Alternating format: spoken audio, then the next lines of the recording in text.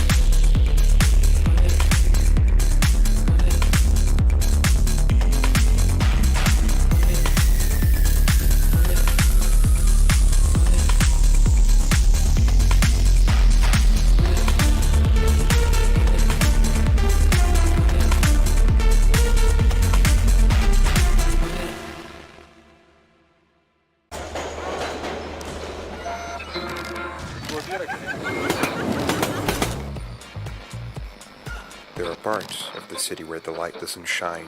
Some people like it this way. H27B between Dark Neon Clan and Joe's Bricks in South Metro Station. Do not engage. No risk to high-profile clients. Only low sector casualties predicted. Message received. I say let the gangs squabble, but I won't let the innocent suffer for their greed.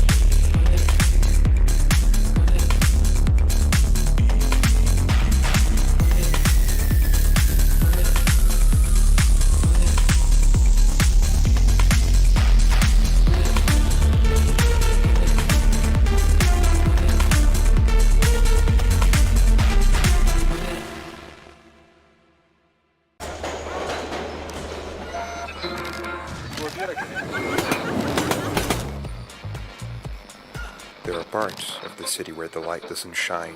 Some people like it this way. H27B between Dark Neon Clan and Joe's Bricks in South Metro Station. Do not engage. No risk to high-profile clients. Only low sector casualties predicted. Message received. I say let the gangs squabble, but I won't let the innocent suffer for their greed.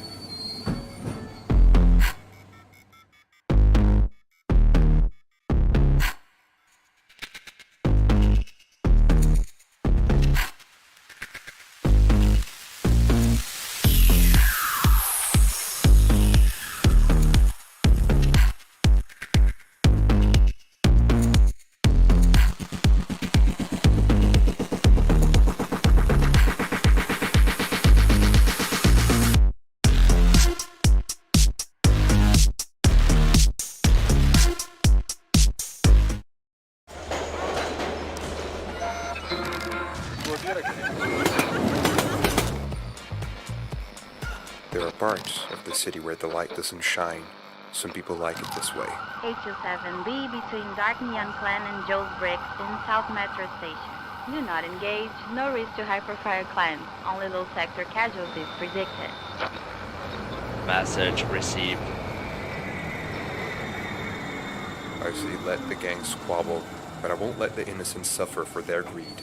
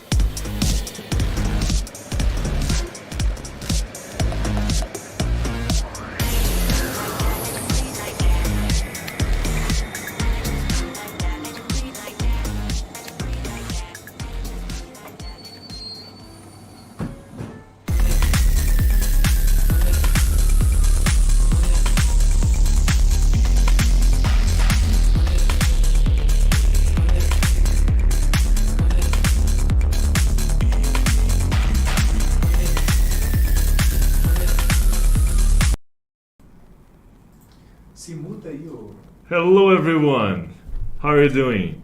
Today is the 15th of September and we are doing the full reveal of our newest sci-fi bundle, Neon Warriors. A return to our Neon Street 3K world.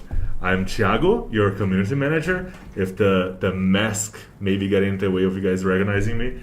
And with me today I have... Hey guys, I'm Luca. Yeah, I'm gonna have to take the mask off. I can actually see like fairly well in it, but you know, I'm not sure I can do a full live stream in it. I do have some stuff that I have to be a little bit careful of. Yeah, can you take care of this? Absolutely. Okay. Anyways, welcome to the full review of the Neon Warriors bundle. It's a lot of people were asking us to come back to this world. Cyberpunk is a theme that we could do like a whole subscription just in Cyberpunk. People like us to vary stuff out and changing things out a little bit. So that's kind of the reason we don't. But you know, we love it. We absolutely love it. Some of our favorite media franchises are kind of cyberpunk, right? Stuff like Blade Runner and Ghost in the Shell, Altered Carbon, Cyberpunk, the RPG, the video game, Edge Runners, the anime that just came out, and it was actually pretty great. Yeah. So yeah, it's been a while coming. And also, please tell us if you like us revisiting themes from sci-fi, because I think this is the first time we do it, right? Yeah, I think this is the first time we do it, and since it is the first time we do it, it's the first time that we have a connected bundle to make an offer on. Yeah. So with Neon Warriors out today, Neon Street 3K or original Cyberpunk bundle is on offer. It's an old bundle. You can check it out on our website, and it is 20% off. Now, you may be wondering, well, I haven't gotten my sci-fi bundle yet. Here's what you can do. You can go to our new website. So the new website is lootstudios.com, no dash in it, as our old website. If you are a Loot subscriber, your account is already set up, and all you have to do is go to the login page and click on Forgot Password to reset your password. So yeah, I've already logged in. And I think Lucas is not Lucas, which is behind the cameras there, is messing with things there. So if we could go to sci-fi and our newest bundle, which is going to be Neon Warriors. It should be right on top there. It has a bunch of new features. It has mini search. I don't know if you guys noticed there. Everything is kind of in one page here. The download options as well. you can flick between the download options, and if you go to all bundle down there, you can download probably the whatever version of the bundle you like. You can also download individual minis, so you don't have to download everything, and you can download, if you just like to print the 32mm miniatures, you don't have to download the 75.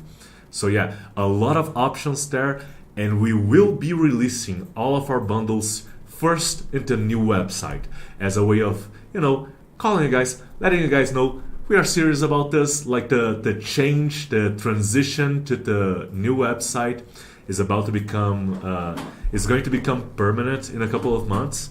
So yeah, definitely come on in, check it out, and if there's anything, if you got any feedback on it, just let us know. We have a special channel on the Discord server especially for it, and you also have a bug report button on the website, especially for website feedback. But definitely come in, and we will have a couple of. It's going to be in a couple of weeks, maybe maybe in a month as well. We're still trying to determine exactly when. We will have some new stuff that will be coming out, some new freebies that will be coming out on the new website exclusively. So yeah, definitely check it out. I'm excited about those. We have also a few video announcements, if we can get to that. For this next month, a few releases that we will be having in our YouTube and Instagram. We have a video coming out soon. Astro Looters, the ships are going to have a paint tutorial. We also will have a few reels for the cybernetic geisha, which is something we're going to show off in a little bit. But you can expect a lot of content about it. You already seen it in the video for this bundle, but it's absolutely amazing. We have a time lapse of Owen Mark the Dark Rider, our 12-month loyalty reward for fantasy. We will have a painting time lapse, and Marcia is preparing actually a little surprise for you guys. So keep an eye out on our Instagram next week. So yeah, that's what we got for the videos. Okay, a little bit of an announcement for our loyalty reward. Our next loyalty reward, Violet 12, is going to be coming out a little bit later this month. She should be out at the end of the month, or maybe beginning of October.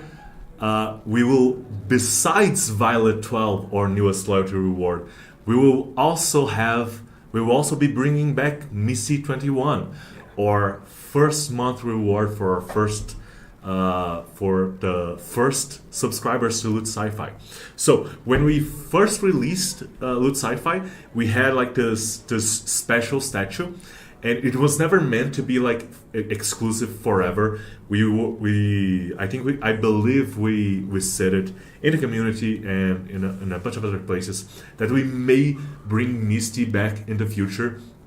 And it's been a year for the sci-fi subscription now, so it's high time we brought Misty back and made her available for the people who've been clamoring for her.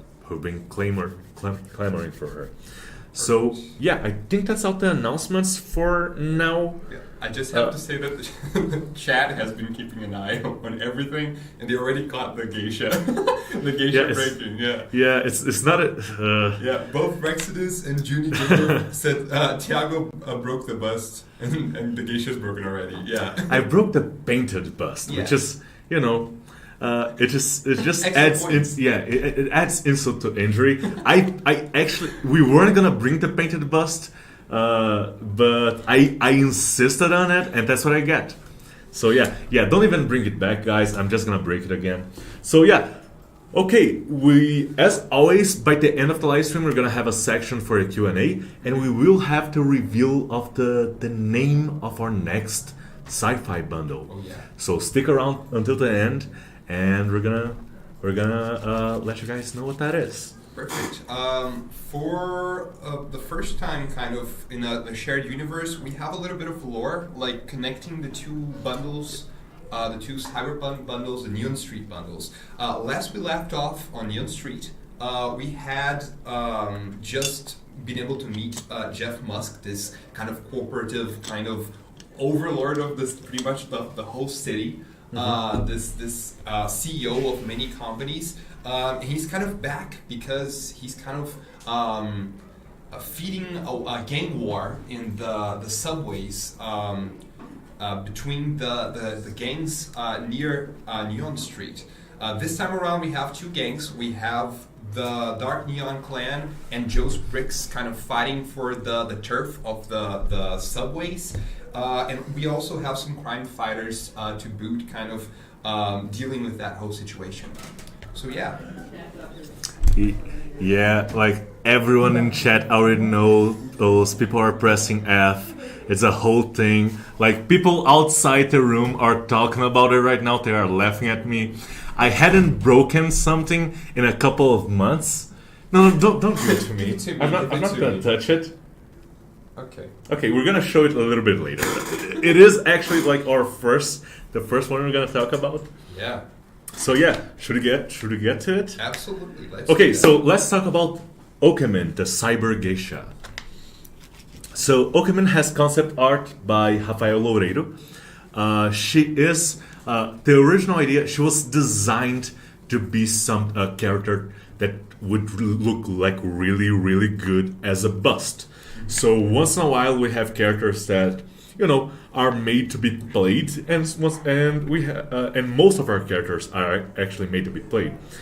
But some of our characters are designed from the ground up to be painted, and Okemin specifically was designed to be a bust. So let's check out the sculpt by Diego Colares. It's Diogo Colares, actually. Sorry.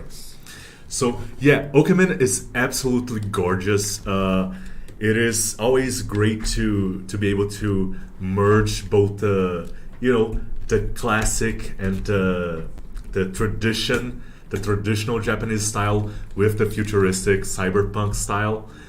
It's been done kind of to the death, right? Especially regarding cyberpunk. Yes, Ghost in the Shell famously has a scene like that, right? Cyberpunk 2077 has a couple of characters like this. And, we wanted to put our own Lutz spin into this character. And it's one of the few opportunities that we have. I wouldn't call her, she's a geisha. In the lore, she uses her looks to get into the places she needs to be, and then assassinate her targets, because she's an assassin. And I think that, let me just move things around here a little bit. And yeah, I think we actually managed to capture that spirit. Someone that is beautiful, gorgeous, kind of sexy, but respectfully, as much of a night worker can be, but absolutely dangerous, kind of a femme fatale. And yeah, just all of the little details that went into this sculpt, all of the little details on her kimono here, and this is a kimono, right? I believe so. Yeah. Yeah. It is a little bit different. It's not as traditional. Depending on the angle you look at it, it may look like another type of dress. The bladed kind of katana bladed fan, I absolutely love. And you can almost pass this as some sort of, if you want to use this for fantasy, you obviously could. It'd be kind of a really, really beautiful warforged. Yeah, Geisha Automaton. Incredible.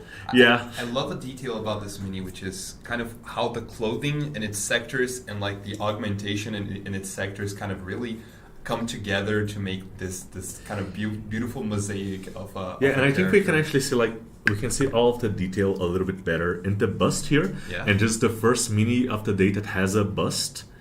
And all of the detail, the sculpt of the face is just beautiful, but all of the detail around it just helps frame it, right? The detail on the arms here, the detail on the it's funny. The detailing and the sculpt here on the sleeve of the kimono, it's a little bit like a sakura tree, but it also looks like soldering points from in a motherboard, right? So it's that fusion of the traditional and the futuristic, and I absolutely love it. And now, if we could show you guys the painted bust, which was painted by Felipe, one of our new artists here at Loot, and it's just absolutely gorgeous. I believe we posted a picture of this. It was still a work in progress, but we posted a picture of this on our Facebook and Discord channels. And I believe if we didn't post it yet, we're going to post a couple of pictures of this very, very, very soon on our Instagram. So definitely check that out. And I absolutely love the work that Felipe did here. The way the headdress matches, and the colors of the headdress and the hair, that kind of bluish color matches her accessories, right? So yeah, an absolutely amazing sculpt, an absolutely amazing concept art, absolutely amazing sculpt, and an absolutely amazing painter working for us here to bring this model to life. So yeah, this is Okeman, and let's move on to our next character now. Oh, just a second. Okay.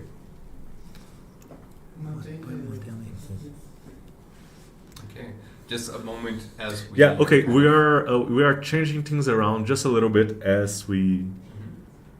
we are just adjusting the camera here, the overhead camera. Okay. Let's see here.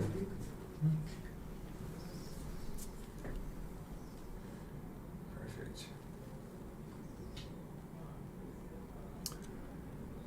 Okay, just a second, folks. And while we're at it, let me look at chat and see what's happening.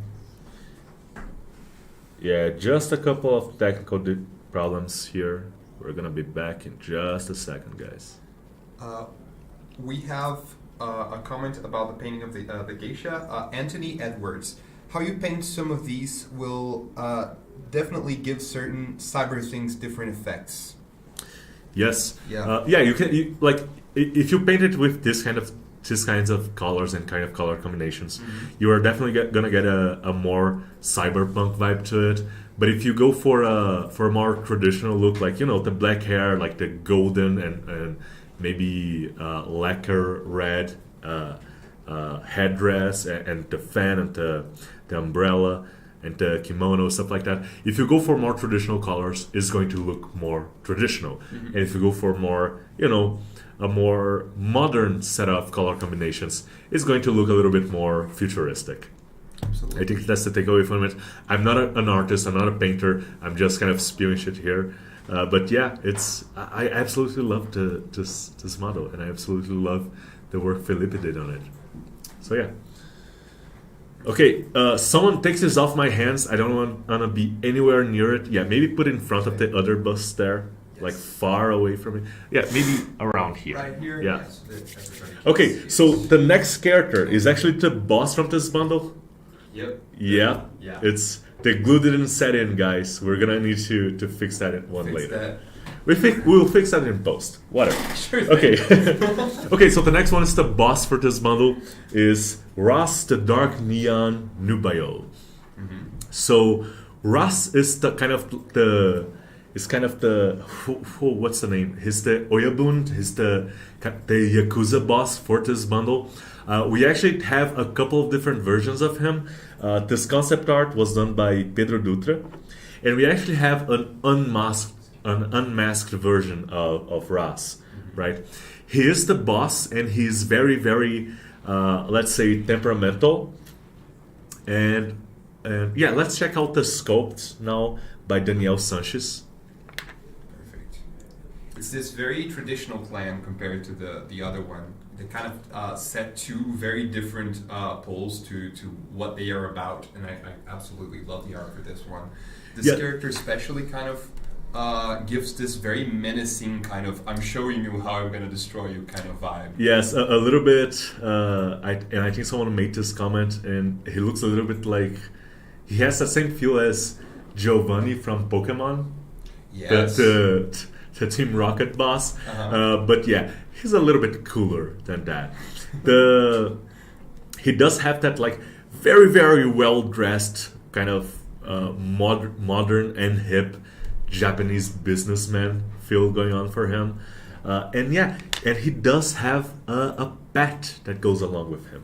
But before we show you his pet, let's actually take a look at the actual sculpt here.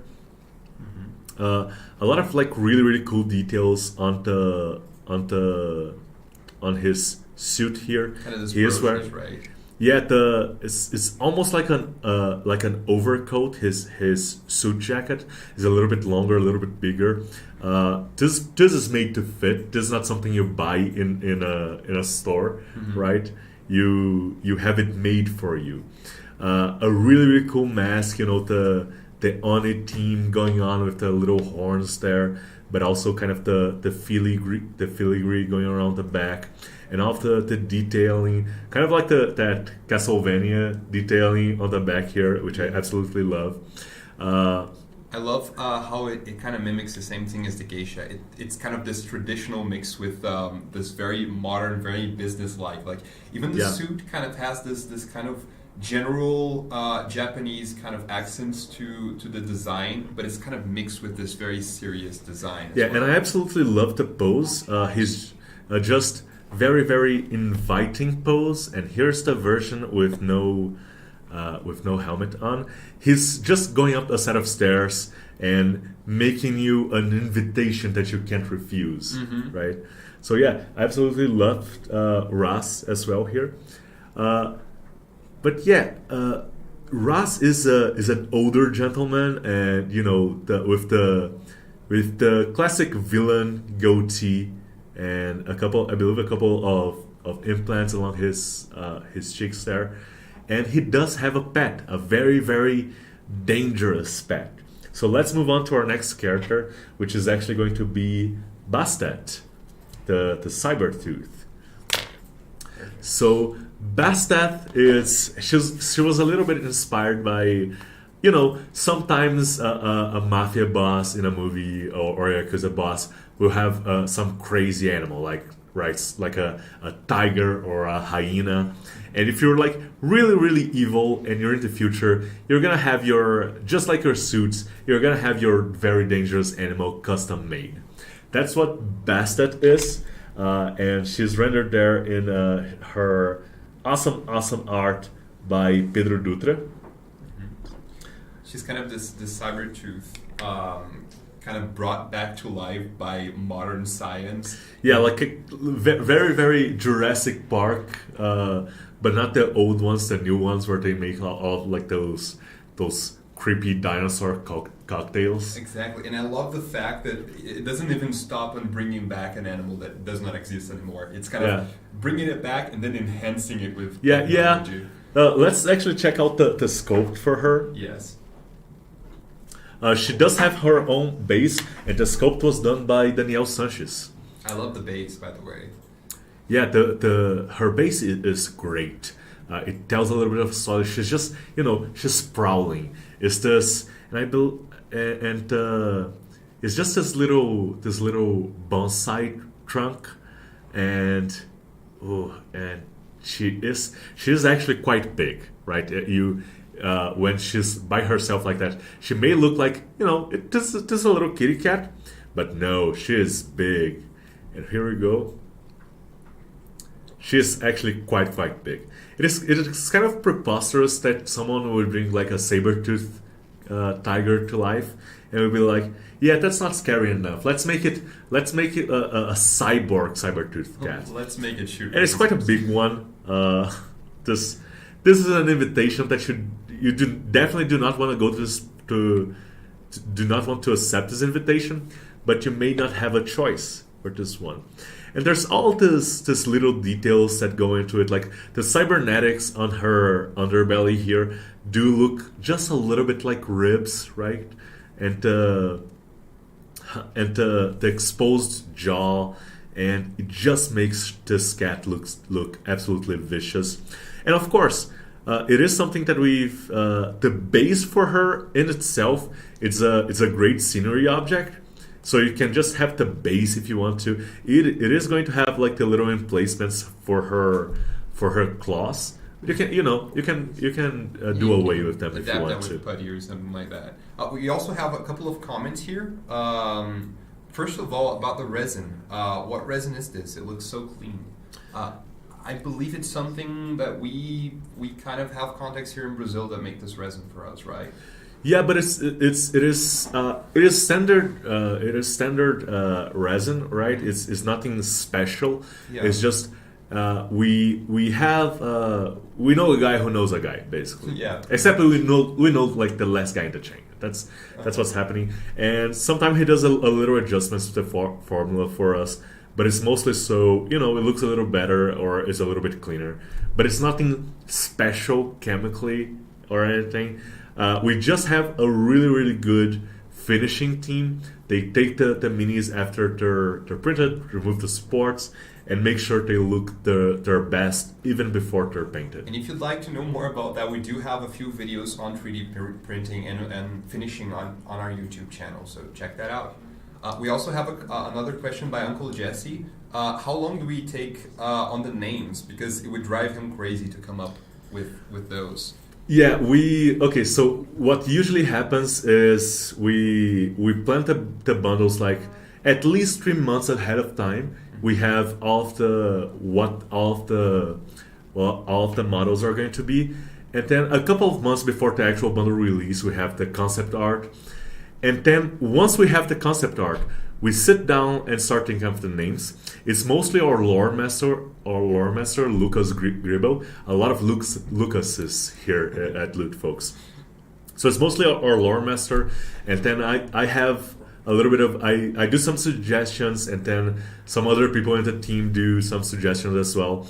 But once in a while, there's like one character that we can't figure out for the life of us until the very day where we're going to release the concept art. And then we're like, okay, it's now or never. What is the name of this character going to be? And that's how it happens. Sometimes it's gotta be A like spark real of creativity, pretty much. Yes. Yeah. Okay. So yeah, let's move on to our next character.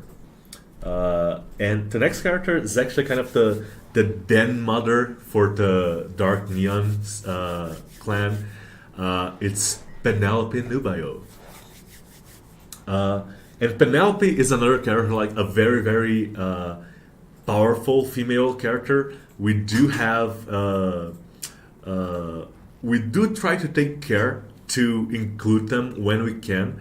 And she's definitely not just the wife of the Yakuza boss. She's a boss unto herself. Right, maybe she's even the one actually pulling the strings and keeping her husband in check. Mm-hmm. She's another one that we kind of we didn't necessarily plan her for painters, but we knew, this one the painters are gonna really, really enjoy it. The concept art for her that you guys can see right here was done by Rafael Loureiro, and again, she does have a couple of different head options. And if you could transition into that. Yeah, so this is Penelope in all of her glory, sculpted by Lailson Camini. And this time, the different head options, we have kind of moved away for a couple of these pieces. We have kind of moved away from switchable heads, and we are doing, either or. You can print head 1 or head 2. And the reason for this is that for some people, they just wanted the option to, I don't want to have to go through all of that trouble of switching the heads, and the fit may not be great because it is resin printing, so there's some warping that goes on. So yeah, this time when you download the file for her, you're gonna have 2 different options for heads. And actually, let me pick her up here. And again, this one has actually, it's one of those that has a lot of different textures going on. And this is the first head, which is a little bit more of a, more of a Western hairstyle, a little bit more princessy, I would say. Yeah, kind of more flowy. Yes. Yeah. Hiding half of her face, kind of framing her kind of in that way. Yes, it's kind of very. I would say like kind of Western and traditional, which is something that people sometimes go for, and like the textures on her, like there's a couple of our models. We make them thinking about the painters, and they just get a little bit of a special treatment in regards to textures. They get a little bit extra. So you have the fur here, which is fur, or you have these things are probably like made of wood or something. There's a little bit of metal, a little bit of cloth. Her shoe game is on point. It's kind of like I don't know if you guys are gonna be able to see it here, but yeah, just an absolutely amazing model. Let me show you guys the other head option here, and there we go, which is a little bit more of a more akin to a Japanese style haircut. I think I've seen something similar as an option in Cyberpunk when I was creating my characters, and yeah, just absolutely amazing job with the sculpt here. I by just have to Layuson. Yeah. I just have to comment that I'm loving the action poses for this bundle. They feel very kind of connected to the personality of each of them. It kind of just brings to the front what they're about. I love that. Yeah, and now if you could check out The bust version? the bust versions, we actually have 2 busts for her as well. So this kind of, we don't always do this. It's usually 4 busts, but this time we decided to go all out with 5 busts for you because Penelope here does have 2 different head options. So why not? This one does have a little bit of a different pose for the bust, just so the right arm can show up and it looks right. It doesn't look out of place with this particular bust.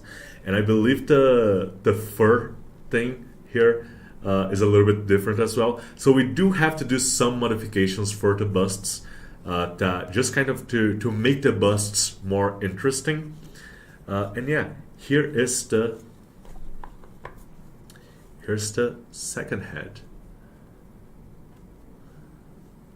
Perfect. Actually, yeah, I'm just gonna turn it around like this because they are not glued into the bases yet. We have a comment also about texture specifically. Three-tailed creations. Really like what Luke is experimenting with more textures. Gives me hope for more animal races, aliens in the future. Yeah, we love doing animals and aliens. It's just that character work is usually more, let's say, more appreciated. Sometimes a really, really well done and unique animal will take a while to do. Maybe not as much as a person, but it is a lot of work for us to do it, and people just don't value it as much for some reason. There are some animals that are easier to do if we don't go too crazy on them, like we did with Bastet. We went a little bit overboard with that one. But yeah, we love to do them, and we are going to continue to do them. And you can expect more alien races in the future. More, we love to create new stuff. Okay, so let's move on to our next character, the Neon Street Aniki. And the Neon Street Aniki, Aniki means big brother, right, or brother in Japanese. I watch anime, but I'm not really paying attention that much. I picked up basically nothing over the years. You're not in the otaku culture. You're just watching the. yeah. I'm like bare minimum effort, right? Okay, so the Neon Street Anarchy with concept art by Pedro Dutra. It is the younger brother, I believe, of the Neon Street Samurai. Yeah. So while the Samurai decided to go for the blades, the Neon Street Anarchy decided to go for guns. And he's a little bit. I like to think of him a little bit like like one of the characters in Equilibrium doing gun kata stuff, Uh-huh. he would probably be doing a lot of gun fu, right? Absolutely. Some very John Woo or John Wick stuff. Especially with the arm augmentations, they probably Yes, definitely do a and it is 360. something to mention. And if we could transition into the sculpt by Caio Bellucci. We do have two different versions of this character as well. His arms are a little bit different. There's a version of his arms that is kind of cleaner, and a version of his arms that is engraved. They are cyber arms, and the idea that we want to pass is that those are kind of like the cyberware versions of tattoos. So, which is, it's a very, very interesting idea to me. That instead, you have cyber arms and you have cyber skin, so maybe you can't do tattoos, but you can definitely engrave that metal and make it look awesome. So that's what we have here. And let me just move this along here. And I think this is the clean version. Let me just check. Yeah. And this one right here is the clean version. And you may notice he is wearing the top half of the mask, which we called the Nikki's mask. We are going to get into the mask. We should probably get into the mask after this character, actually. And the bottom half was worn by the Neon Street Samurai, which is it's just a little bit of lore connection there for you guys. So if you buy this bundle, you get the top half of the mask, and if you buy the Neon Street 3K bundle, which is on offer right now, you get the bottom half of the mask. And here's the different version of the character. It's not, it's just the little details. You may actually not be able to see it on camera. It's definitely going to be augmented by painters, that one. Yeah. Once you guys paint this, it's going. I imagine it's going to look amazing. Mm-hmm. But yeah, we also have like a cleaner version if you guys, want to do your own work on this. Perfect. I love the character's vibe of like not even wearing a shirt to a gunfight. Yeah, the thing with the cyberware and cyberpunk culture is very, very show-offy, right? Usually the Yakuza, the thing with Yakuza tattoos is that they tattoo them and then they don't show them, they cover them up. Yeah. But for a character like this, for a cyberpunk, for a newer generation kind of guy, they will definitely show it off. They will be the guys like, yeah, here I am, this is what I have, especially for the cyberware. You want to show people that you are backing, right? Absolutely. And I love the difference between the two characters, like him and his brother, kind of like this very traditional samurai, and this guy was just showing off tattoos and the augmentations. Yes.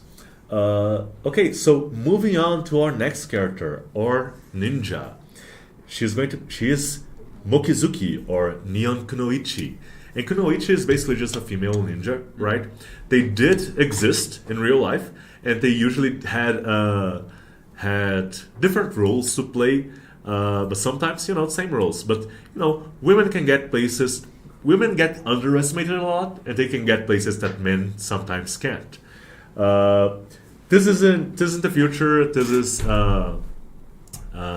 Mokizuki, and she's in her concept art there done by Tariq Moutran. She's just absolutely amazing. It's one of we try to be a little bit more. We have been trying to be a little bit more conservative with our action poses, but we do have characters that are like way out there in relation to these poses. Like she's just jumping. Like I don't think this character works out that well without this particular base, and we are okay with that. Like sometimes we are trying to, in a single mini, tell a particular story, and that's what we've been doing, and what Victor Prado sculpted right there. Mm-hmm. This is probably my favorite mini from the bundle. Like I really like when we were able to just do exactly that, what you said, just get an action pose and just grow the character and its story just into that. This mini just looks absolutely amazing. It also has two different heads. Yes, it has two different heads, and it has one of the great features of this one is the chain. The chain looks awesome. Like it is fairly thin, but it's still fairly resilient. And okay, so first off, let's show off the hooded version. Yeah, and if you notice here, like her feet, they are made to climb. She has like those little, they are cyber feet with two little claws on each of them. She is carrying like a couple of grenades or smoke bombs or something, and she is carrying I think it's inspired by a kunai in a chain and a little side here, which is a Kusurigama? Kusarigama. Yes, thank you. So it's basically that stuff that let me grab my references here. The Kunai chain is what inspired like the Scorpion stuff, the Scorpion get over here stuff, and then Kusarigama. I think the only place I remember hearing it is Black Star from the Soul Eater anime. I don't know if this is like a deep cut reference. That's a deep cut, absolutely. Yeah, and this is the version with no hood on. A lot of you guys, sometimes when we do a character with a hood or with a mask, you guys say to us, well, we want to print a face, and then we have to figure it out. A little detail that I love here, and that Victor Prado, the sculptor, managed to incorporate in, is that little, just the way the chain comes in, almost like just fits very, very snugly into the cloak here. It's just amazing, and it actually connects to so it's another reinforcement point. It actually connects to the cape there. So it's just absolutely riddled with details. The base also has like the bullet impact thingies here, which are there is something happening. This is a very, very action oriented kind of made to be in a diorama. Yeah, I just have to comment on the physics of this mini because you already commented a little bit. Mm-hmm. The first concept for this one is just genius on the amount of little points of connection to make this mini actually be strong enough to mm-hmm. hold its pose. It's absolutely amazing. And it feels really great. It feels really like either a great player character or a great villain that is gonna just scare your player's senses. Yes, absolutely. Okay, next up we have a Mermillion.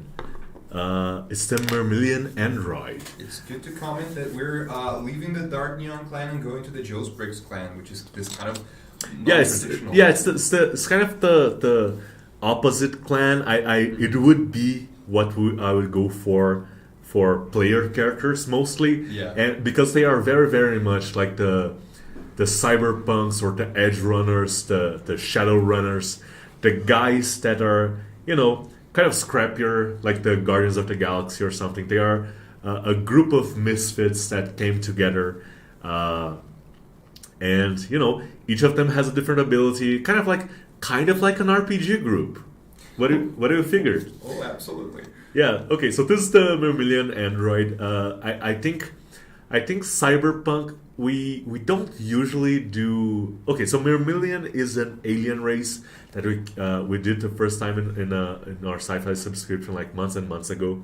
We have since done it in our fantasy subscription as well. We didn't want to do like an actual Mermillion, organic Mermillion for the bundle, but their look just fits, right? They have like the built-in mohawk.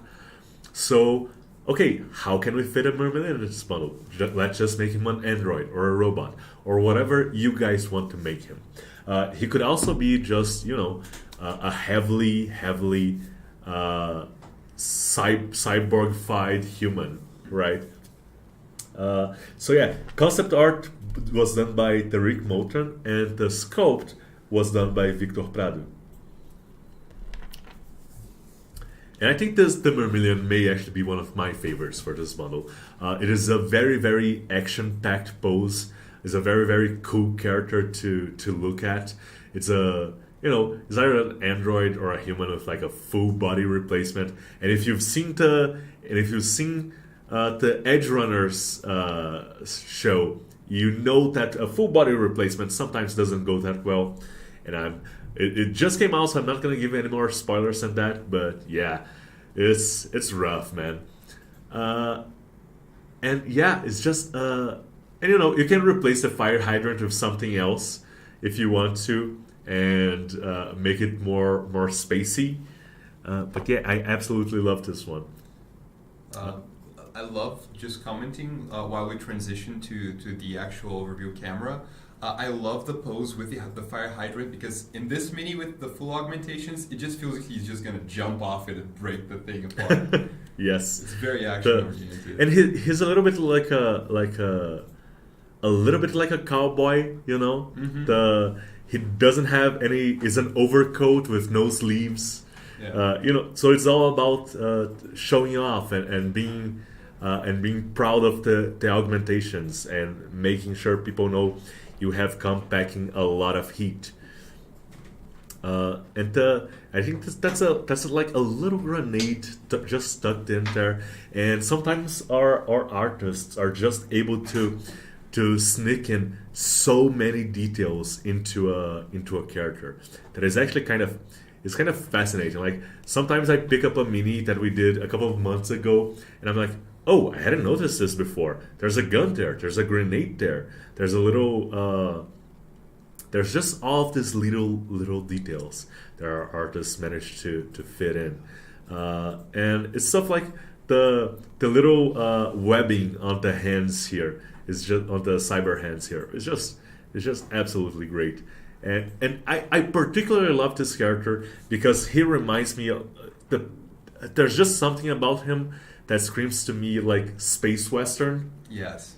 So definitely kind of a Mandalorian feel to him as well. Kind of. So he could fit in a couple of different settings. I think cyberpunk is a fine setting for him, but a space opera setting or a space western would also fit him very nicely. He has this kind of vibe of a killer robot kind of coming to get you. We also, by the way, we have a comment about him from Tree-Tailed Creations. I like the detail of the shot emerging from the gun. Nice bit of challenge for painting and a great action pose addition. Yes, absolutely. Yeah, sometimes we, it's that age old question: who shot first? And it was definitely Han Solo. And sometimes we do a pose with a mini just pointing a gun, and it's threatening, but it's not necessarily dangerous. But if the bullet is literally coming out of the gun, then you know what's happening here. So yeah, an absolutely amazing job by our artists. So let's move on to our next character. There you go. And the next character is Yasuke, the cyborg Ronin. And Yasuke is rendered here in its 2D glory by Rafael Loureiro. And Yasuke is kind of our homage to the Afro Samurai, right? And Yasuke. Yeah, people are correcting my Japanese pronunciation here, and it's kind of annoying. Okay, so Yasuke, it's based on an actual like black samurai, right? A black guy that ended up in Japan in the I think it was the end of the feudal period. Okay, it was in the Edo period, and he actually managed to become a samurai. I don't know a lot about the story, and I'm not gonna get into it. But it's been homaged and referenced in a lot of different media. There is the Afro Samurai anime or cartoon. I'm not gonna get into. This is a fight I don't want to get into. There is a Netflix show about him. There was actually a reference to it in Samurai Jack. I believe it's also referenced in Cowboy Bebop. I'm not sure though.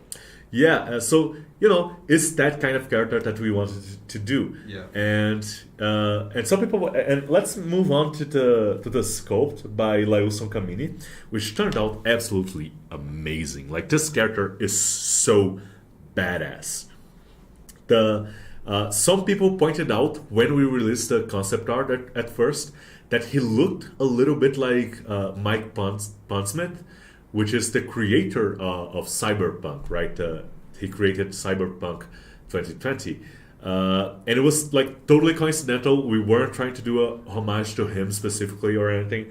I think people just associated like this really, really cool. Ooh, I think there's something wrong with the camera, maybe, or the camera connection.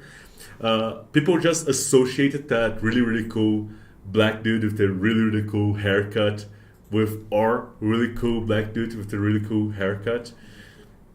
And I think there may be something a little bit off with the overhead camera, but we're gonna move into it in a little bit. Like the haircut on this guy is on point. A lot of characters in this bundle have like really, really nice haircuts, but his beard as well. His beard game is like unbeatable, right? I'm thinking I should probably do something like that with my beard. I think I could pull it off. Maybe, I'm not sure. I love that we also have the talk of you becoming a mini, and that's just you becoming in real life. A mini we already have, so. Yes. Yes. Okay, and yeah, just an awesome jacket. It's not a jacket, actually, it's a vest, because we want to show off the cyber arms and make sure you guys see it. And the sword and the gun, because you would need to be a street samurai. You can't just be swinging blades around. You need a couple of other options, like all of the body modifications. Just absolutely amazing and badass character. I love the difference for the body modifications between the two gangs. This kind of has this very ragtag kind of... Yeah, more scrappy, more boxy, yeah. Right? Yeah, and the Dark Neon gang that we were seeing before was definitely more curved, more organic. It was definitely the more expensive stuff. Oh, absolutely. Yeah, these guys are, they are rocking what they have, but what they have is kind of scrappy. Mm-hmm. So yeah, an absolutely amazing model by our artist. I absolutely love it. Does get us to the next mini, which kind of explains the kind of augmentations in that style, which is the improvising engineer, right? Yes, the improvising engineer. She's not exactly a cyber doctor or a ripper doc or anything like that. She's just what these guys have on hand to, she learned to fix cars and like industrial grade robots. Mm-hmm. And I guess that qualifies her for human prosthesis. They aren't dead yet, so... Yeah, like it's working. So yeah, the improvising engineer with concept art by Batman Isis. It is something that we like the original concept, the original idea behind her. We knew we wanted to do a female character with a buff body, right? We've been doing experiments with a lot of different body types, and this is one that we don't do that often. In fantasy, we have a couple of excuses to do something like that. So we do like a half orc or a half giant or something like that. Mm-hmm. And then we get to do like, a lady with some gains, a lady that lifts. And we wanted to do that for sci-fi as well. And once in a while we get to do an alien like that. But, why not a really buff, really strong female human? And that's how we got the improvising engineer, and this is the actual sculpt by Kai Belushi. Yeah, I love it. I love the kind of jet engine kind of detailing. It just really mimics the augmentations that the other characters have, and you really know where they come from. Yeah, it's just just a strong ass lady just carrying this thing that probably weighs like what, maybe. I'm not that great with pounds, but probably like upwards of 300, 350 pounds, something like that, carrying it with one arm. So you know she's probably got a couple of modifications as well. Absolutely. So yeah, just a second, guys. We're sorting out the camera stuff here. Okay. Yeah, there we go. There we go. Sure. Just getting a comment in while we do that. Tree Trail Creations made a very interesting comment. All loot employees should be made into a mini at some point. So we are actually not that far away from that. I'm not gonna spoil anything, but look out for the concept art in the next couple of months. oh yeah. So concept art reveals in the next couple of months should be fairly interesting. I think this is not gonna move because of the base, but it has a little give at the contact point. I think we have some putty there to keep it in place. Like even a fairly, like, say, simple character like this, we just get to do so much texture when we're doing cyberpunk in the characters, and you can see like the sleeves of the what's the bomber jacket. The bomber jacket, yeah. And all of the little details here, like the multiple belts and little pouches. I love the detailing on the kind of zipper on the bomber jacket. Like it's very fine and it just adds so much character to the piece. Yeah. Okay, so let's move on to our next character, which is going to be the leader of Joe Bricks. So let's check out Joe Bricks. Joe Bricks is a dwarf. He's not necessarily like a fantasy dwarf or anything. I think we put something to that effect in the lore, but you can just make him like a kind of a shorter, scrappier, bulkier human. Maybe a human that is, designed to take a punch and survive, right? And Joe Bricks is actually where is he? Oh, he's right here. Joe Bricks was the concept art was done by Beth Menezes, and the actual sculpt was done by Matheus Baboni. I think this is one of my favorite uses of change so far. Like, yeah, because it really, really works. Yes. It gives so much more character to the piece of just having this kind of. Yeah, he's just like this scrappy boxer dude that is also a fixer, and yeah, is absolutely great. And a little detail is that you can just take the pole off here, and it's another scenery object, just like the tree there, and it's even easier to use, I think. And you see here it's all patched up. The punching bag is all patched up. The sandbag actually. So yeah, it's just it's a kind of a simpler design, but it really delivers on what it needs to. It kind of gives this personality to this gang boss of like having implants and still kind of going at boxing just for the sake of it. I love that. Yeah, just who. This is a fixer you do not want to mess with. Like, this is not a... he sends other people to do his bidding, but he could just as well do it himself, right? So, yeah, this is Joe Bricks. Next up, we have I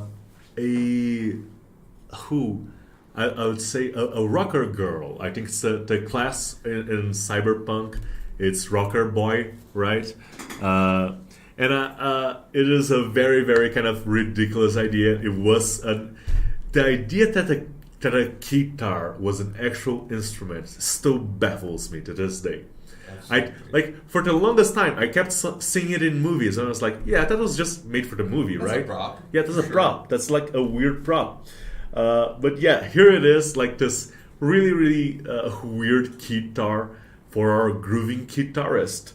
That was done by the concept art for this one was done by Tariq Motan, and we wanted a kind of a fabulous character that she can work as an NPC, or she can be your a member of the crew, maybe the face of your cyberpunk crew. And yeah, let's check out the sculpt by Sebastian Ramos. I love the details of the guitar because it's a very personalized kind of very punk rock guitar, but but a very different instrument. Yeah, it's extra, right? Yeah. And I think this is another one that painters are gonna really enjoy, just because of all the possible different textures. There's like the feathering on the collar here.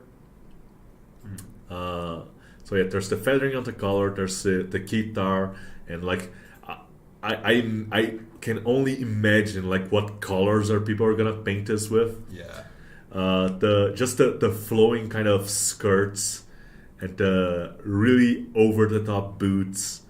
And I love that everything on the clothing kind of adds to details of her just finishing a riff or something and everything blowing out. Yeah. It feels very actiony in that way. Yeah, very very very like Hollywood. The last act at the end of the movie, like where the the underdogs have just won the rock competition or something, or they have just proved themselves right. It's just That's the final note. Pretty yeah, much. that's the final note. Mhm. Yeah.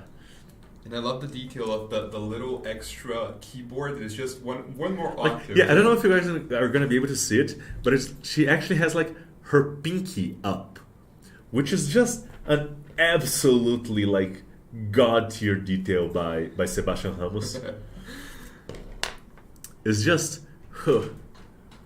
it's just the little things that our artists are able to implement into the models are just awesome to me. Okay. Okay, so next one, and we are actually moving up to our and actually let's see here. What are the bus that we have left, just so I don't miss The anything? bus. Oh yeah, we do have a bus for this mini.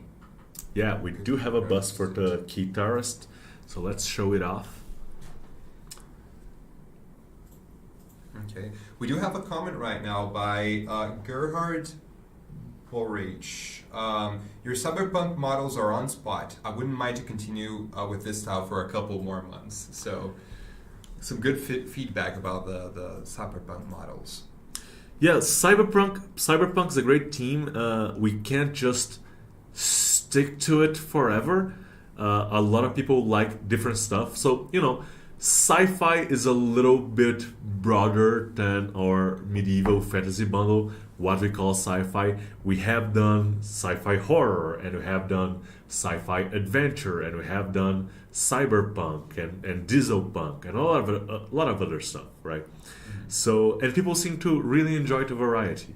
So you can expect us to come back to cyberpunk in some capacity in the future, just because it's such a rich team that we can expand so much upon. So, yeah. Okay, so next up we have Dale Jones, punk rocker. While we're transitioning though, Fabio Fernandes, the rocker is amazing. I thought it would be more androgynous, but is it? Yeah, it's kind of asking on that, but I think it's asking on the next mini probably, the one where. Oh, Dale Jones, the punk rocker. Yeah. Yeah, Dale Jones is kind of a. I think we're gonna kind of live it up for the painters to really decide on this one. He's kind of our homage to glam rock and androgynous icons like David Bowie from the 80s that really set the tone that maybe a dude can look really cool and feminine at the same time. It's kind of weird, right? You don't need to look macho to look cool. Yeah. And that was kind of the precedent that they set. And Dale, I would say they, maybe. I'll leave like the pronouns game for you guys to decide. It's your mini, your game. But it's a different kind of character. It's a kind of character that we don't usually do. and maybe we should do it once in a while. And I think that's perfectly fine. So Dale Jones, the punk rocker, was designed by Beth Menezes. The concept art was done by Beth Menezes, and the actual sculpt was done by Daniel Sanchez. Okay. Something I think they were both just thought about for both of these minis, the Griffin guitarist and Dale Jones. They would be great complements for the Big Bang Cantina kind of band ensemble. They kind of have that vibe of just adding to the welcome pack in their own musical way. Yes, absolutely. I love the. Okay, so Dale's clothes are kind of awesome, right? Like the Dale's just not apologetic at all about the way they dress. So yeah, like the over the top platform boots, the platform boots with spikes, the spiked jacket, the fishnet shirt, the like really tight pants, and the hair, just the amazing hair, and let me actually get it on frame here a little better so you guys can see the stuff I'm talking about. And just the pose of I'm kind of done with this. Can we go? Yeah, this is beneath me. I love it. I love this pose. Absolutely. Yeah, people are saying in the chat. It is funny that awkward burb is the one that says in chat. Yeah, makes a comment about a particular anatomy part of Dale. Yeah, Dale is definitely rocking that particular anatomy part. So yeah, this is the last character of this of Joe's Bricks, but we still have a couple more characters to get through today. So I think I've messed something up here. Let's see.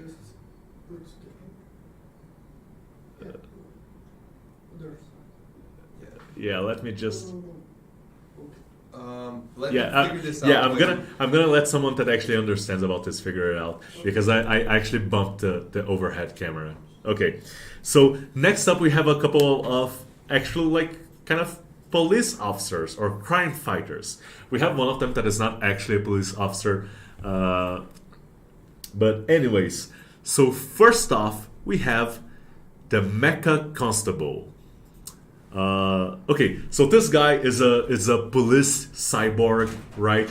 He's definitely inspired by a very famous Verhoeven movie. And it is what it is. Like, we wanted to do one of these, and we wanted to put our own spin on it. And Mecha Constable has concept art by Rafael Loureiro and was sculpted by Gustavo Glissi. So yeah, and where is the mini for him actually? Is it on the table even? It must be somewhere that I can't see. I'll see if I can. We do have a bust for him though, so let's check out if you can hand me the. Oh yeah, so Marcia is painting actually the 75mm version of the Mecha Constable. But I do have his bust here with me, so we can get to see a lot of the like little details that went with it. Like the chin here, it's a chin made to break hands, yes. Right? It is designed like the whole helmet and headpiece thing. It's kind of designed to be the opposite of punchable, I would say. And yeah, just kind of boxy, kind of. We just got the painted version. It's still wet. Okay, it's still wet, so I'm not gonna. I'm gonna try not to touch it here, but here it is, the painted version of the Mecha Constable. Very shiny. I love it. Yeah, the silver, the chrome, absolutely. I love this, and the detail that he's actually like stepping on a little drone. on the base here is just absolutely great, absolutely amazing. I love the kind of very 70s and 80s pose of not even looking at the pistol, just pointing with your arm, and and you know it's gonna hit because he's that badass. Yeah, he's probably got some like augmented reality thing going on in his glasses. Some very like RoboCop or Terminator like UI thing going on. Mm-hmm. So yeah, this is the Mecha Constable. Let me just I'm just gonna leave it here for a second so you guys can drink and who painted this one? Was it Marcia or just a second, guys? Yeah. Was it Marcia or... Oh, okay, so it was Marcia. Marcia painted this one.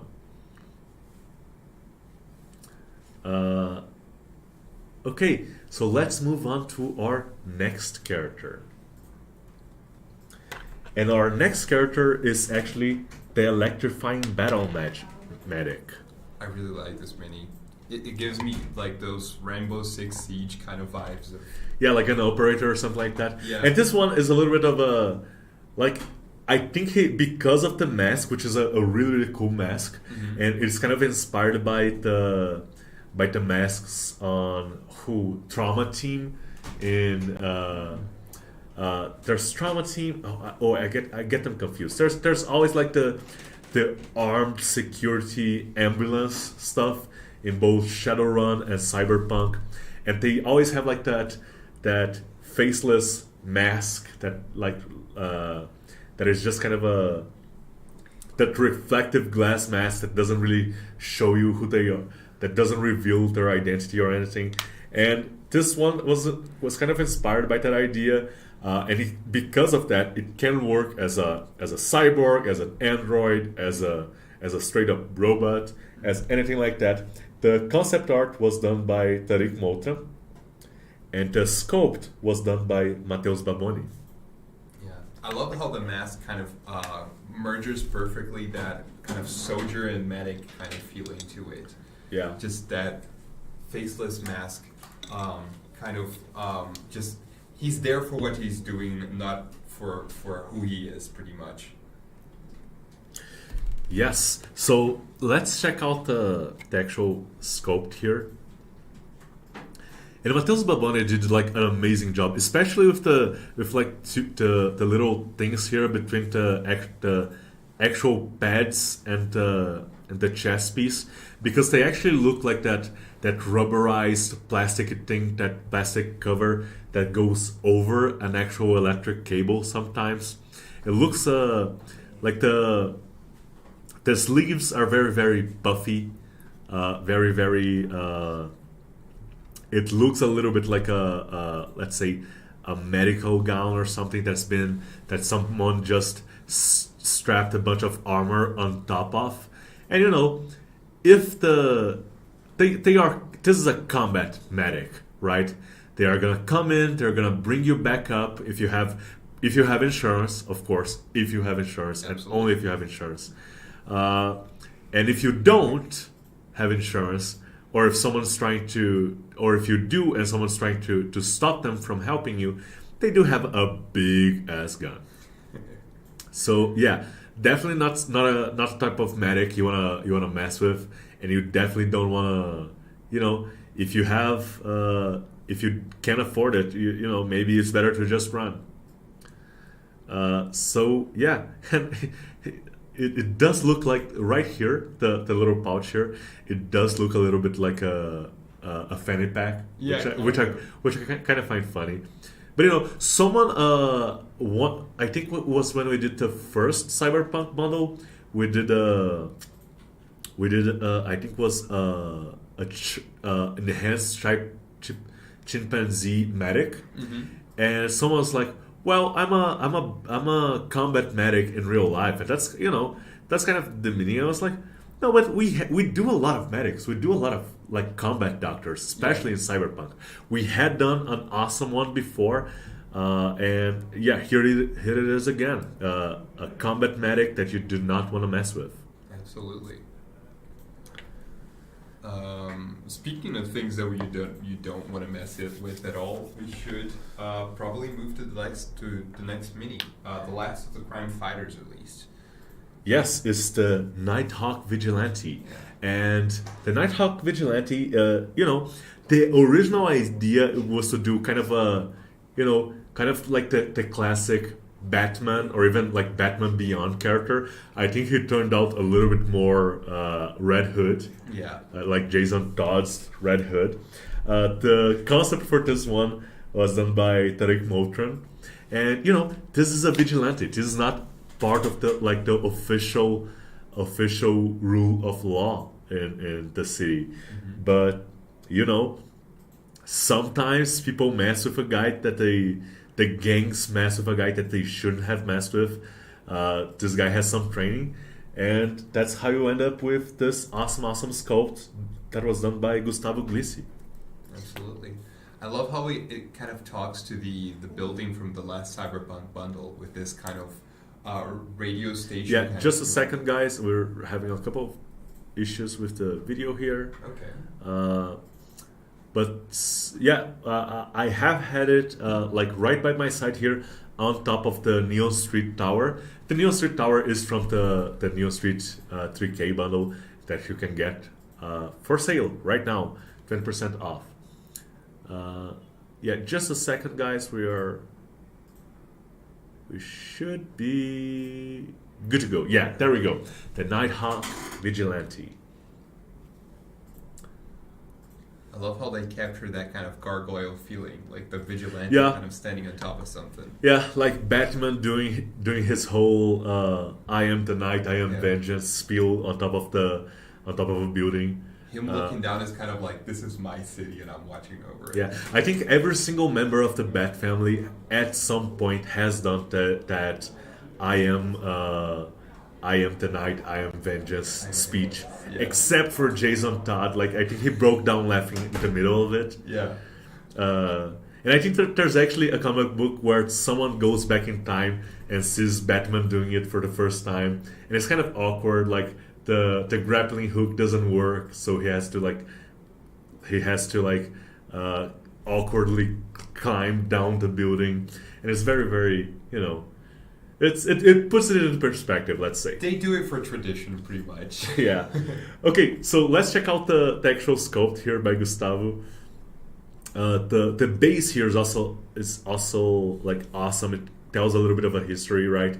It's kind of like the very top of some structure, like an antenna or something, like a little tower, maybe. The pose is great, like the flowing cape here, and it even has like it's either dirty or it could be like flames, depending on how you paint it. But it could just like be caked mud on the bottom of the overcoat here. It's a mini that feels that it's just constantly raining around it. Yeah, just constantly dramatic. Yeah, and this one, and we like to do whenever we do like a cyberpunk bundle, we like to do a couple of more, generic future models. Mm-hmm. This is one that it could fit on a cyberpunk bundle, but it could just fit on a more current setting. Yes. So yeah, just a great mini as well. It could just as well be like a campaign villain kind of trying to... Or a player character. Oh, absolutely. Yeah, a player character like this would be great to play. A lot of people end up playing characters like this, like the edgy guy that had his whole family killed, and like that's half the paladins out there are just that, right? Yes. I've had my whole family, like half the RPG characters. Yes. Half the RPG characters out there, I had my whole family killed and I'm out for vengeance now. Yeah. It's this character. Absolutely. Okay, so this is the last, this is kind of the last, but not really. We have another character here that was actually done as an object as well. So do we actually have a 32 mil version? We do have a 32 mil version. So we have the Police Walker robot. So this is a character. It does have a 32 and a 75 millimeter version to him. to it actually, and it's the concept art was done by Marcos Torres, and the sculpt was done by Sebastian Ramos. Oh, we don't have a scope, video of the scope for him. Okay, so this is the 32 millimeter. I think you guys can figure out that this is very very Ed 209 inspired. It is a walker. It's kind of a mecha, but less advanced. It does swivel on the base here, so the contact points, the plugs are cylindrical. The contact points are cylindrical, so you can make them swivel. But there's something very very interesting about the 32 millimeter version, which I'm gonna show in a little bit. But before that, so you can see more of the detail on this one, I'm gonna show you guys the 75 millimeter version. Just a second.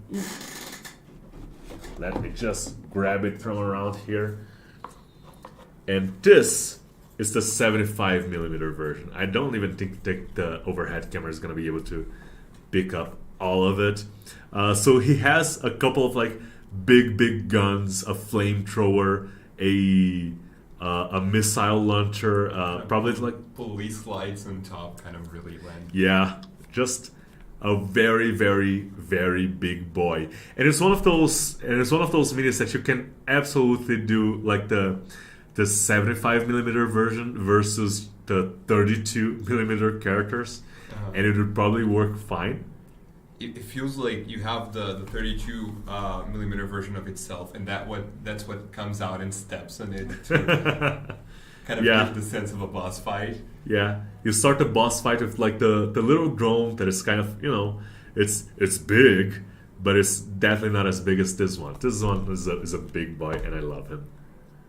And yeah, this is even a great one just to paint it, and not even to play, just to have around to as a decoration, right?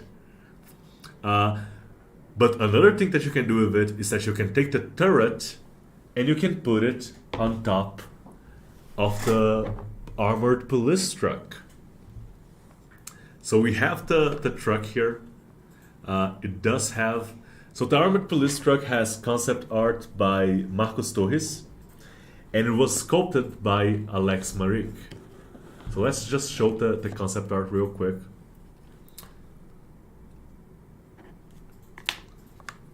And here we go. Okay, so we are back.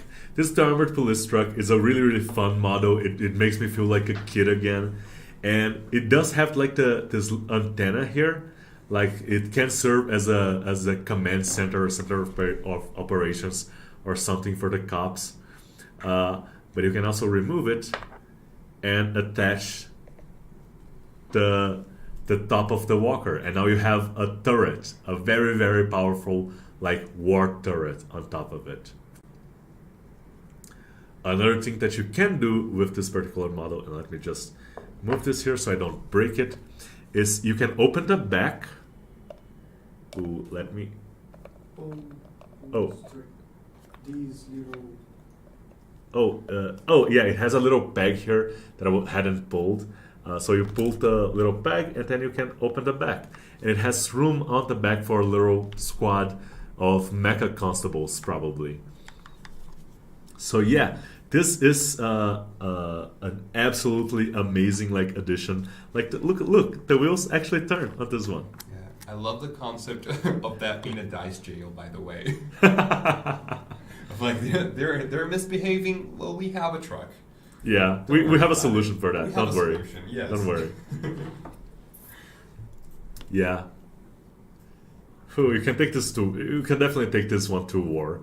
It's definitely like it's an 8x8 vehicle, right? Oh, yeah. Absolutely. Yeah, I love this truck. We have done a lot of different vehicles so far. Let me just put the bag back in here.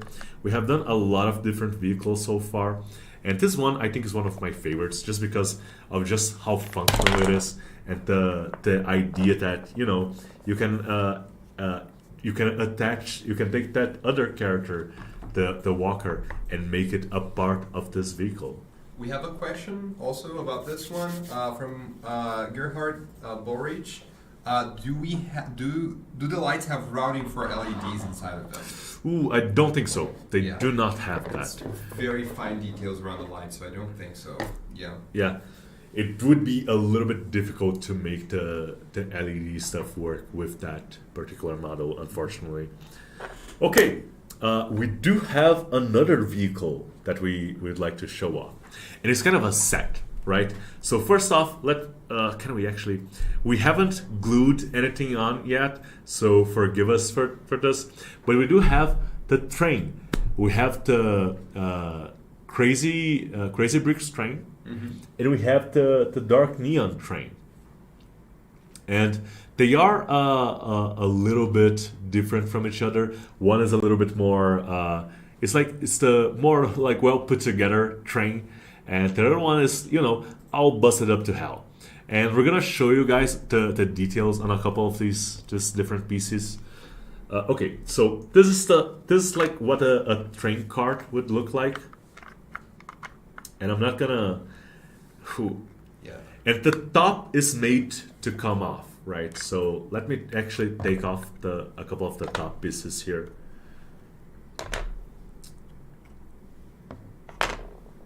The top is made to come off, and you can actually play inside it. There's like all of this little pieces that go inside. You can print them separately, so you don't need to have them if you don't want to. And it actually has like side doors that kind of work. You can actually open them and yeah, there we go. It's moving. So yeah, it's a really cool model. It's modular, so you can make it longer if you want to. It comes in a couple of different pieces. So it has like the front pieces here,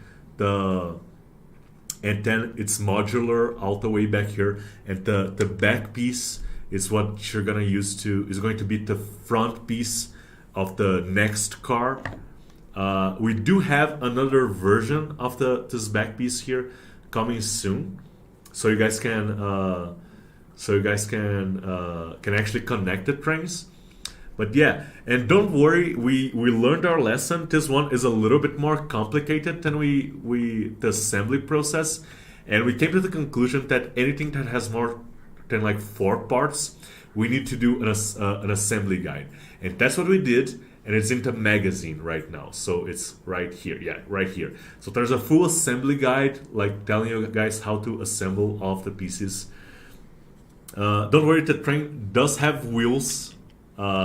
We just haven't glued them on yet.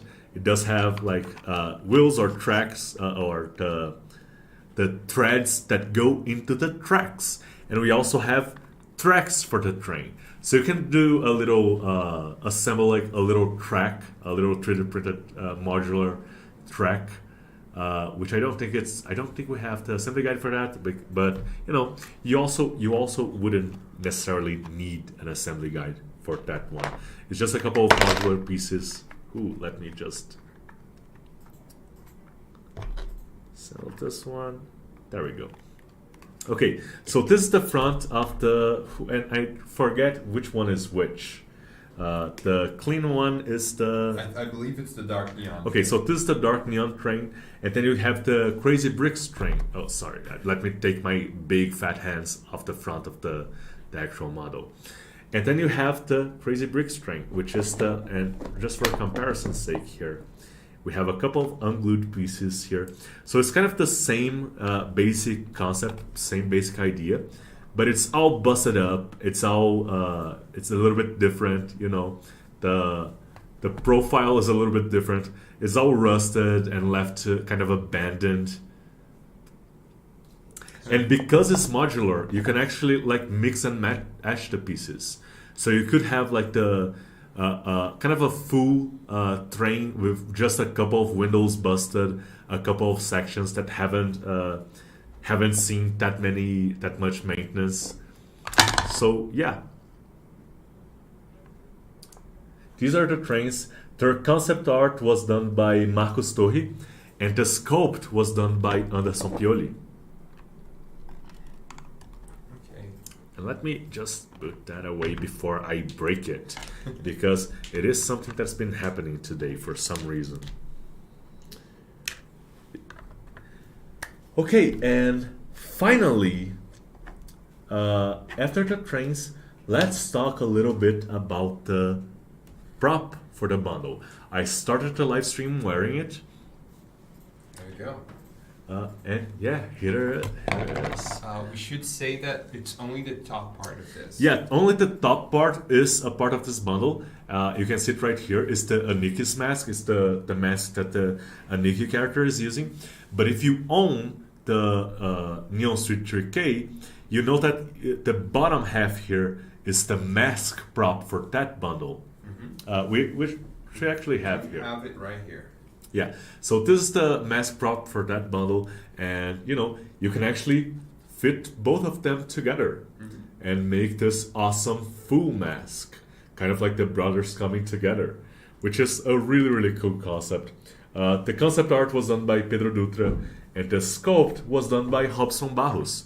And Robson is our 3D team lead for the sculptures, for the sci-fi subscription, actually.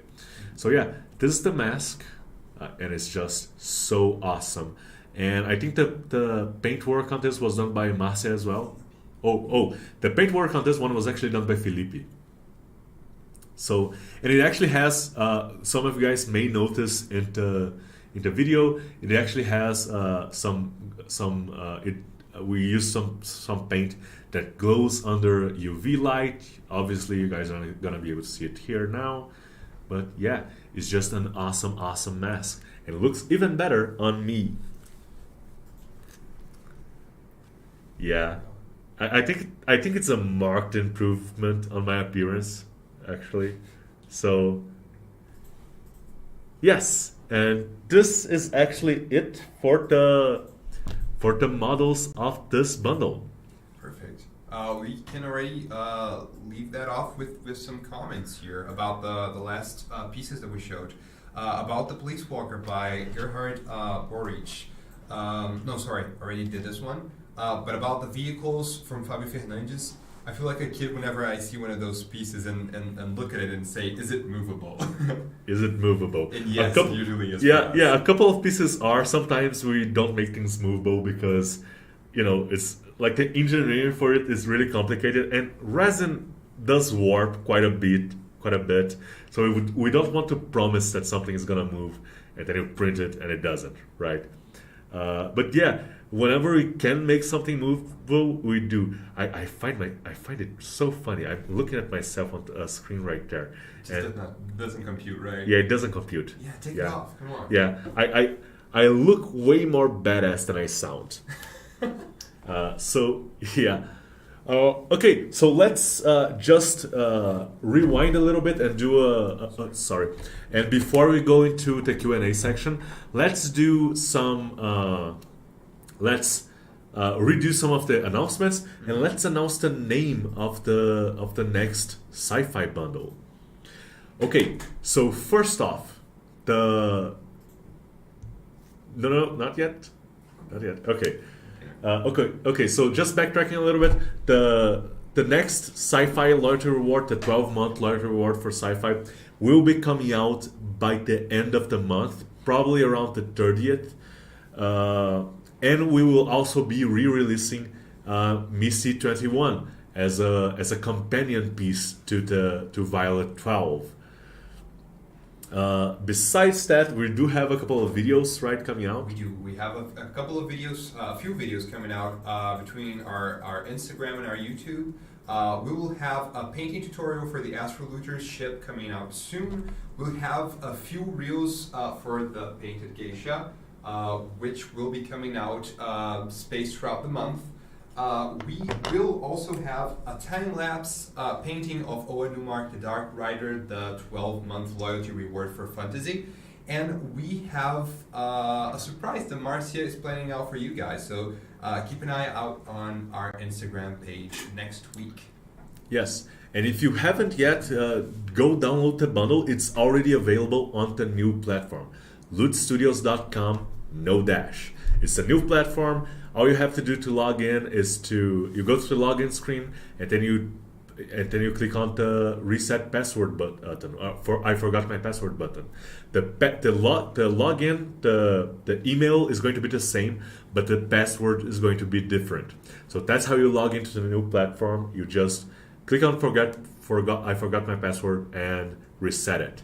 And spread the word on the community that's how it's done, because we are going to be releasing all of our future bundles in the new platform first, like much earlier. We actually released Neon Warriors yesterday, at 10 p.m. Brazil time, Brasilia time, which I believe is it's either 9 or 11 p.m. Eastern Standard Time in the U.S., something like that. It's 1 hour difference. It's 1 hour difference, yeah. So we actually released it yesterday for our subscribers in the new platform. So yeah, definitely check it out. There's a lot of new features in the new platform, and there's even more cool stuff coming. And finally, let's reveal the name of our next sci-fi bundle. Yes. So the name of our next sci-fi bundle is Death Speed Champions. Okay. So it's right here, Death Speed Champions. There's a couple of, let's just say there are a couple of really cool characters and some even cooler vehicles coming up. It's a fun bundle.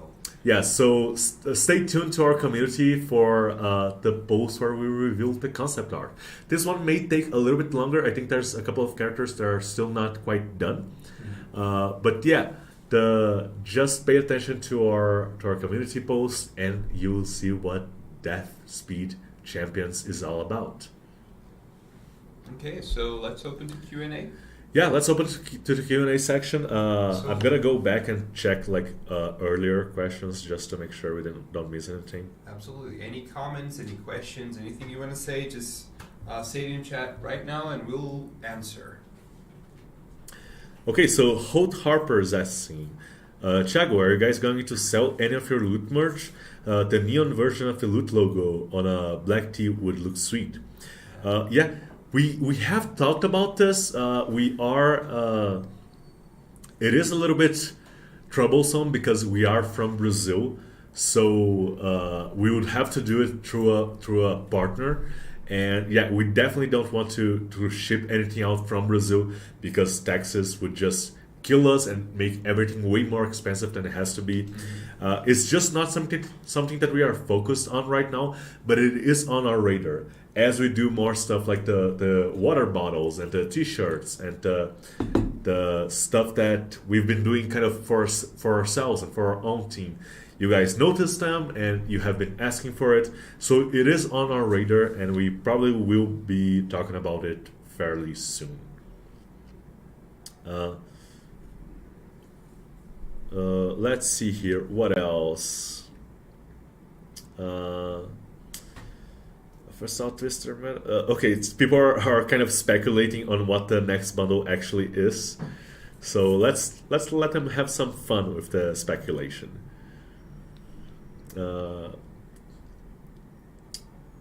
Okay, Gerhard Baureich, are you planning? I think I have seen a couple of comments from you asking about a grimdark sci-fi setting and a grimdark tank and stuff like that.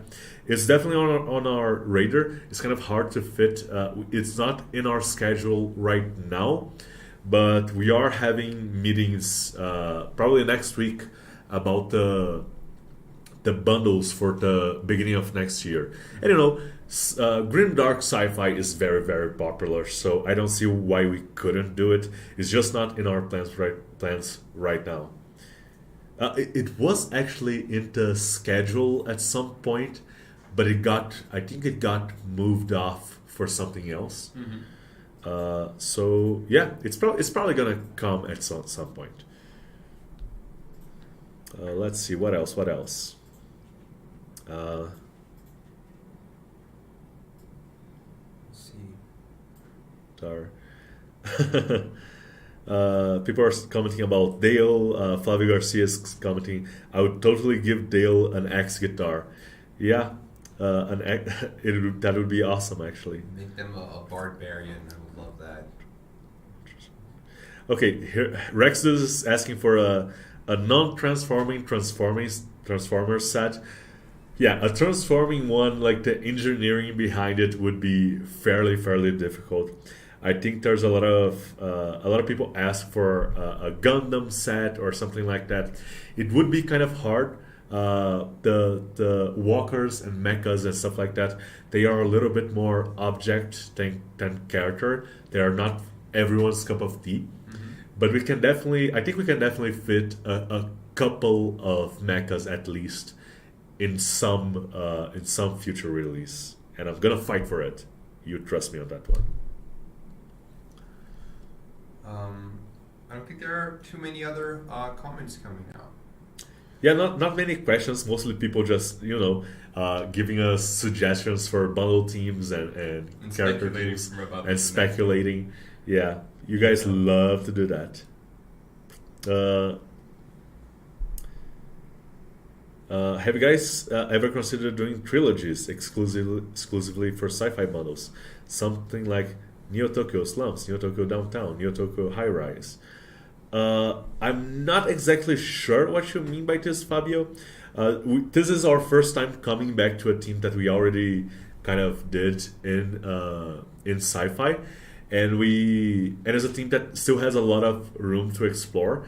And any sci-fi team that people asked us to come back to, and that we feel that there's something new and different and exciting that we can do, we will probably at some point come back to it.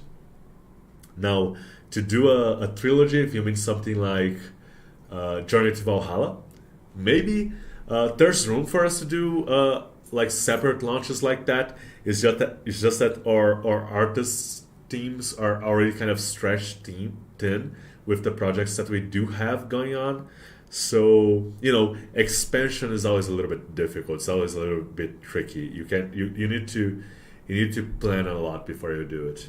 Yeah.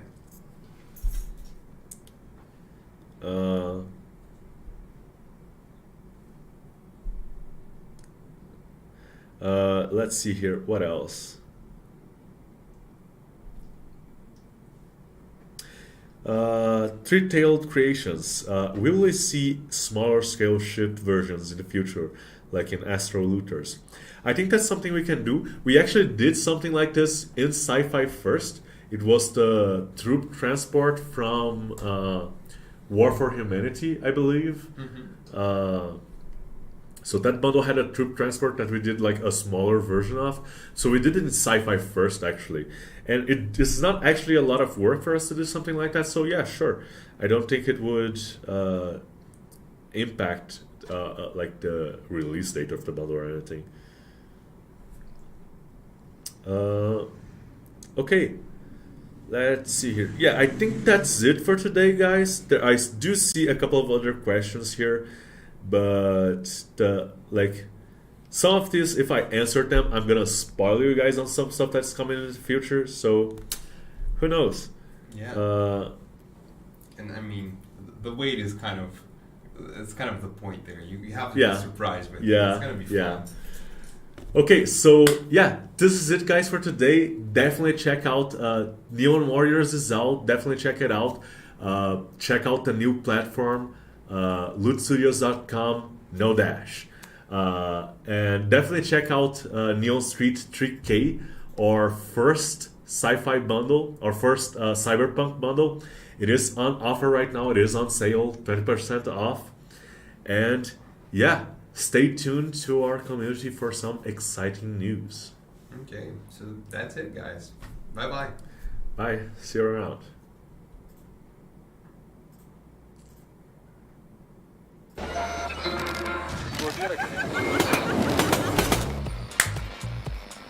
There are parts of the city where the light doesn't shine.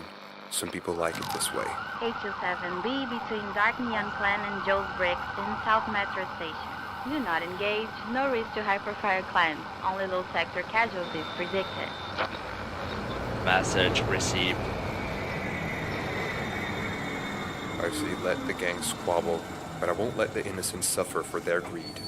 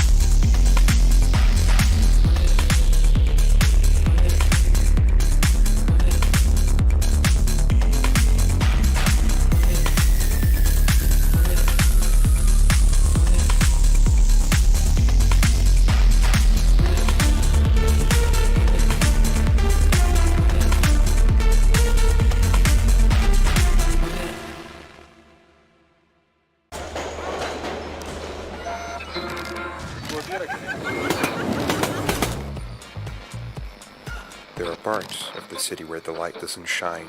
Some people like it this way. H27B between Dark Neon Clan and Joe's Bricks in South Metro Station. Do not engage. No risk to high-profile clients. Only low sector casualties predicted. Message received. I say let the gangs squabble, but I won't let the innocent suffer for their greed.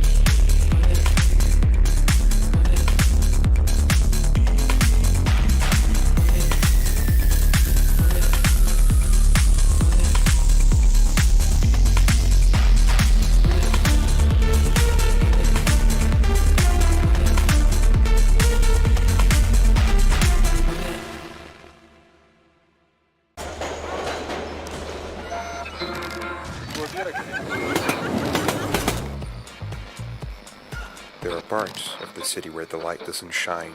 Some people like it this way. H27B between Dark Neon Clan and Joe's Bricks in South Metro Station.